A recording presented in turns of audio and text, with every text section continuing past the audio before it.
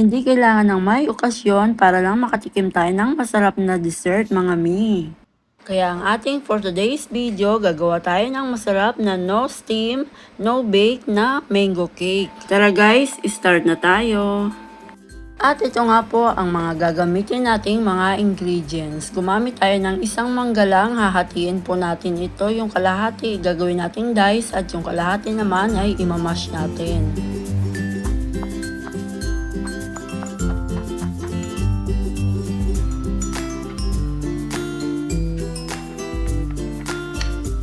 Ayan, okay na to. I-set aside lang po. Ito naman ang gagamitin nating molder. Ang sukat po nito ay 6.5 by 3 inches. Gagamit tayo ng cheese cupcake. After na malis ang plastic at wax paper, durugin lang at lalagyan ko ito ng konting melted butter pero pwede rin naman pong wala. Then, i-press lang para ma-flat. Pagkatapos, itabi muna at gagawin naman natin ang ating gelatin mixture.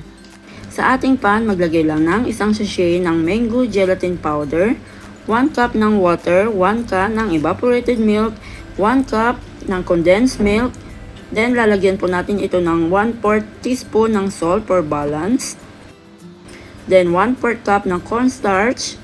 Ito yung sekreto para maging smooth at creamy pa rin ang ating cake kahit na ginamitan natin ito ng gelatin powder. Ayan. Lutuin lang sa katamtamang lakas ng apoy at continuous lang ang paghahalo nito at pag malapit ng kumulo, ilagay na natin ang ating mashed mango. Then, haluin lang ulit hanggang sa kumulo ito. Then, transfer na natin sa ating mga molder. Bago natin ilagay ang ating gelatin mixture, lagyan na muna natin ito ng diced mango. Konti lang, huwag nating ubusin. Then, after nyan, lagyan na natin ang ating gelatin mixture. Ayan. At pagkatapos, palamigin lang ng bahagya.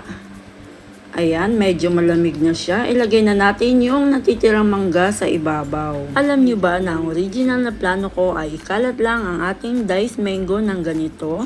Pero bakit hindi natin igilid na lang? Ayan, para may design.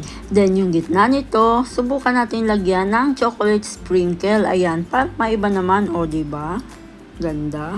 Pero mga mami, ito ay optional lang naman. Kayo pa din po ang masusunod sa kung ano ang gusto nyo. And after nga natin itong ma-chill at mag-set na ito, pwede na po natin itong i-unmold. Ayan. O diba ang ganda? Nakakatakam talaga. Bagay na bagay ito sa mga espesyal na okasyon or pang negosyo. Kaya mga may, itry nyo na ito. Napakadali lang sundan at gawin itong ating no steam, no bake na mango cake. Napakasarap nito, promise. Hanggang dito na lamang po. Thank you for watching. Sana ay nagustuhan at masubukan nyo ang reseping ito. God bless po. Bye-bye!